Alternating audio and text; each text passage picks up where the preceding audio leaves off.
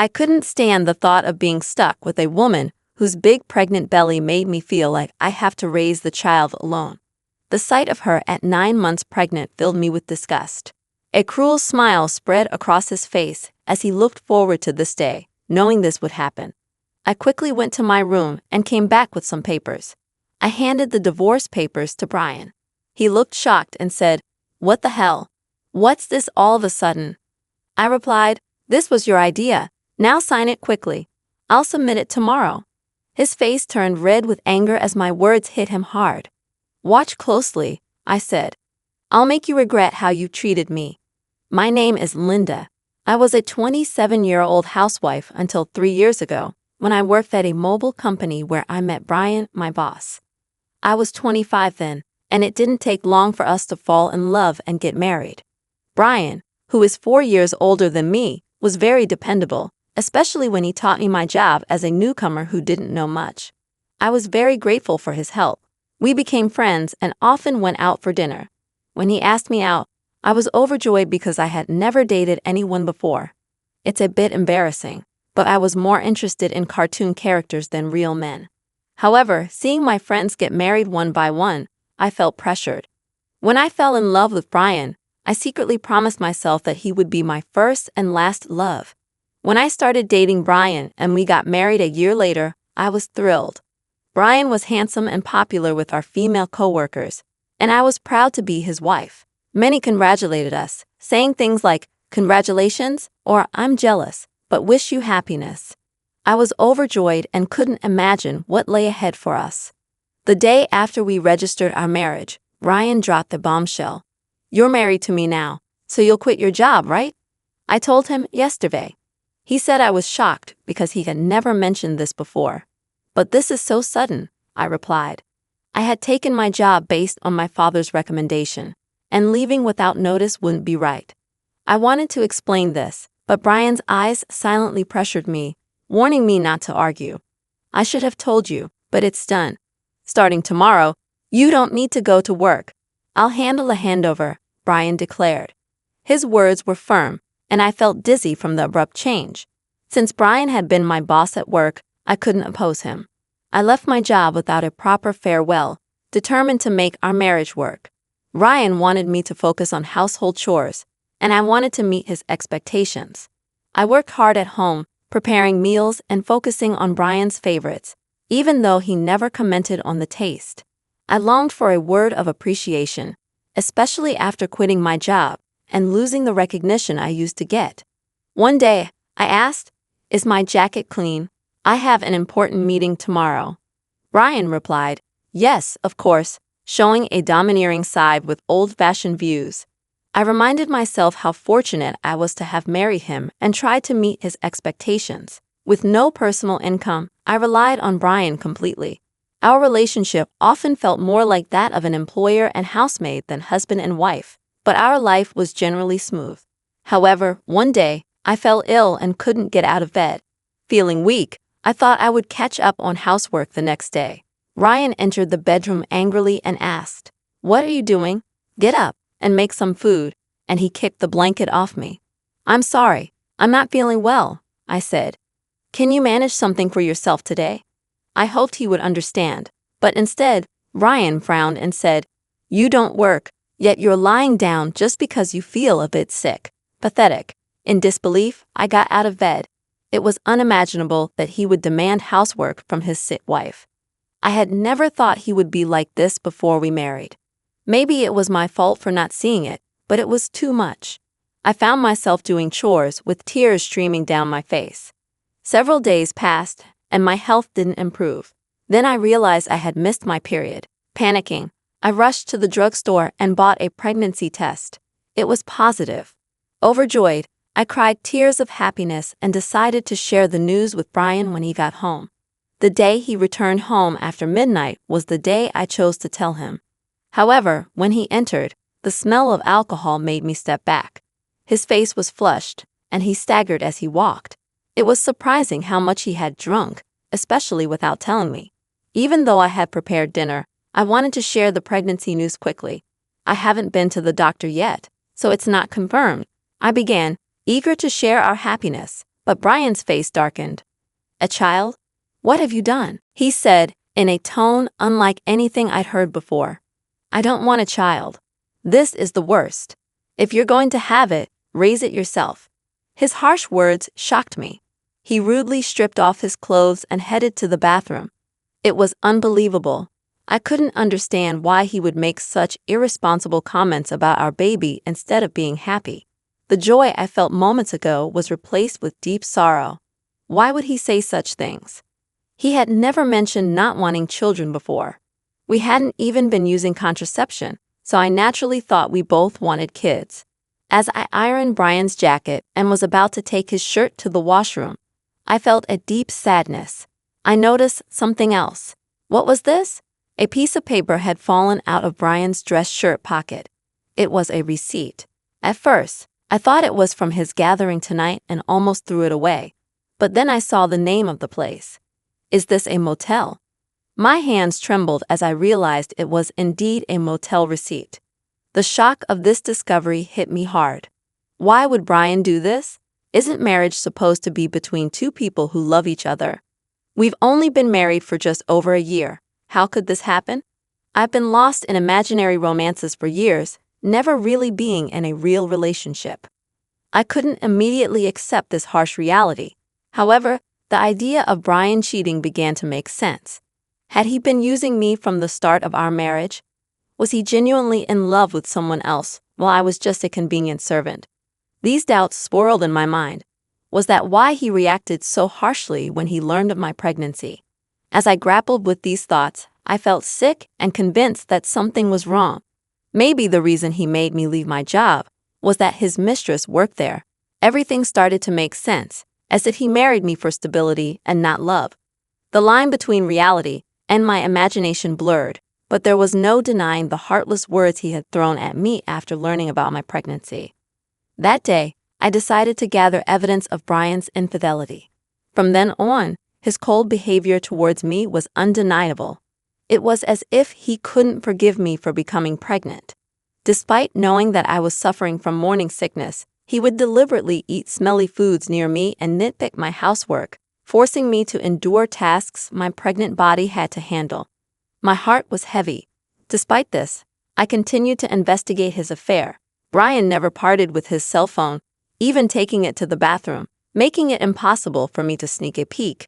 When I secretly entered Brian's room, it was neat and tidy, with nothing incriminating in sight. He was meticulous at work, and his desk was always in perfect order. I realized it would be challenging to catch him off guard directly. I frequently checked Brian's pockets for possible evidence, like receipts, but my investigation was proving difficult. The thought of hiring a detective crossed my mind, but I didn't have the money for it. I was deep in thought about my situation when I got an unexpected phone call from my father. He rarely called, so I was surprised. "Hello, it's me, your dad. How are you?" he asked. Considering his busy schedule, I was curious. "Dad, what's going on? Aren't you busy with work?" "My employees have been doing well, so I'm not that busy," he explained. My father, the CEO of a company in England, had always been a workaholic. I didn't have many childhood memories of playing with him, but I respected his dedication to his job. His unexpected call left me curious about the purpose. "So, what's happening?" I asked, waiting for his response. He then revealed a shocking truth. "Is that really true?" I asked in disbelief. "Yes, he's not the type to lie." "I want you to believe me," my father reassured me. Initially in shock and unable to respond, as the pieces of the puzzle fell into place, I felt a sense of relief. "Thank you, Dad. I'll do my best," I told him with gratitude before hanging up. My research was finally paying off, and I couldn't help but feel that, however, the newfound knowledge also stirred up feelings of anger and frustration due to the ongoing tension between Brian and me. Brian continued to be distant, even though I was pregnant. Each time he acted this way, I harbored a deep hatred towards him. Months passed, and our relationship remained strained. Eventually, an event occurred that shattered our life. At 9 months pregnant, I was always cautious around Brian, living in constant apprehension. I tried to avoid crossing paths with him, leading a quiet and stifled life. One day, I served dinner as usual when Brian returned home. We sat at the dining table as I quietly ate. Brian suddenly slammed his fork down. "What is this? It's tasteless," he exclaimed, throwing the food I had prepared onto the floor. Baffled by his outburst, I tried to comprehend the situation. The anger at having the meal I had cooked discarded before me began to well up inside.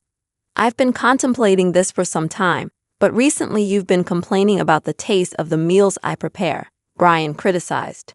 While it was true that since becoming pregnant I had been using less seasoning to make healthier meals, this was only a temporary measure until the baby's birth.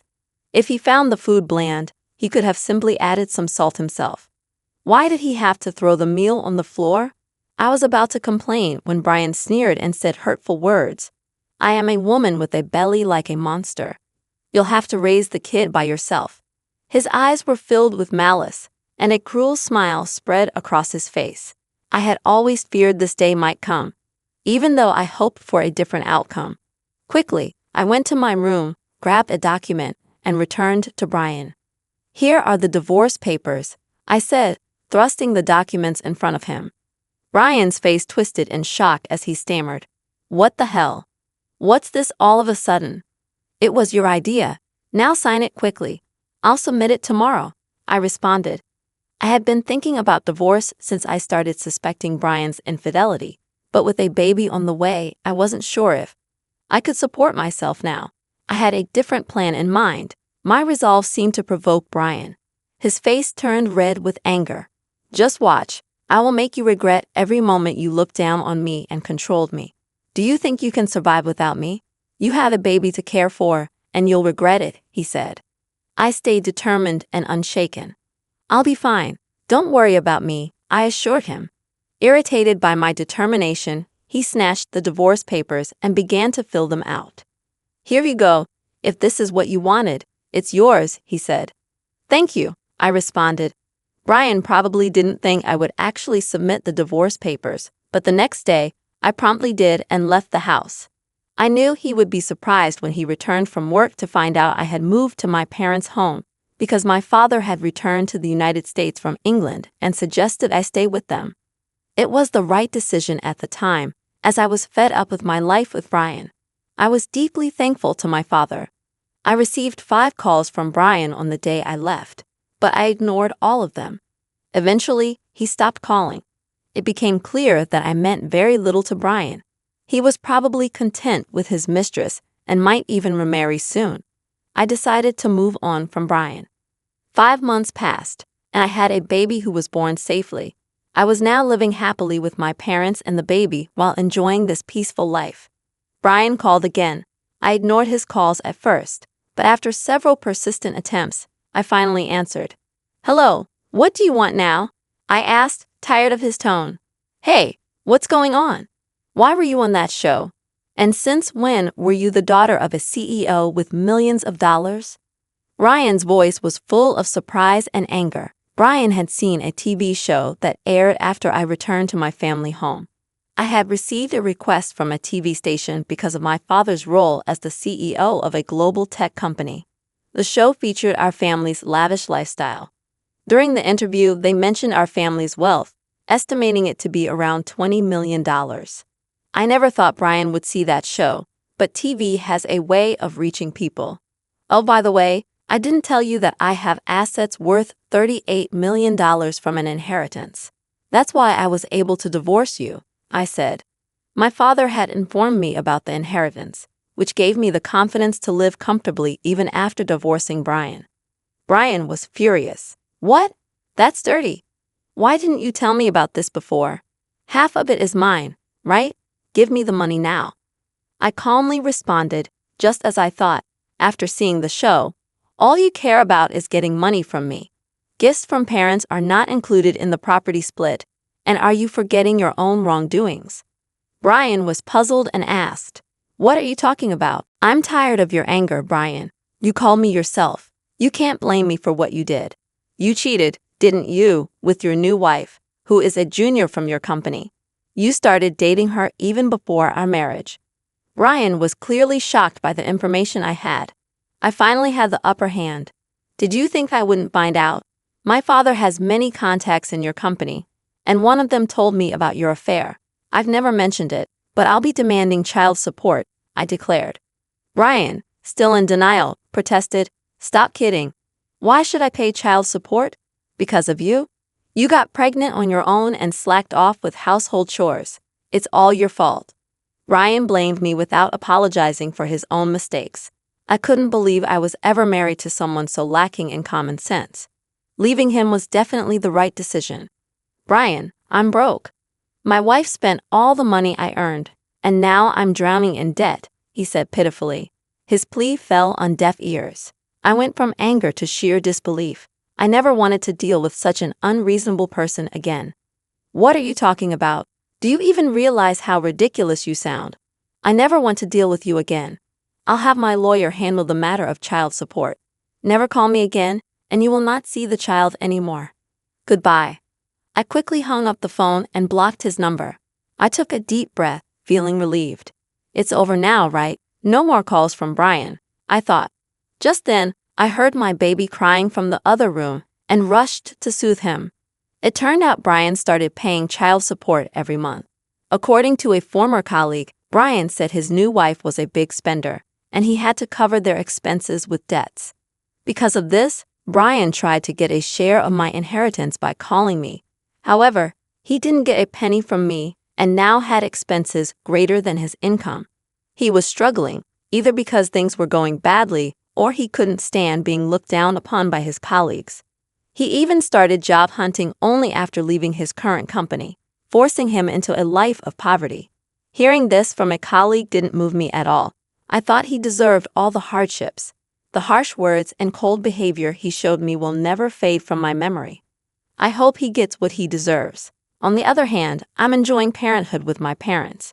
I think I'll lead a comfortable life without financial worries since my father mentioned passing on the company to me.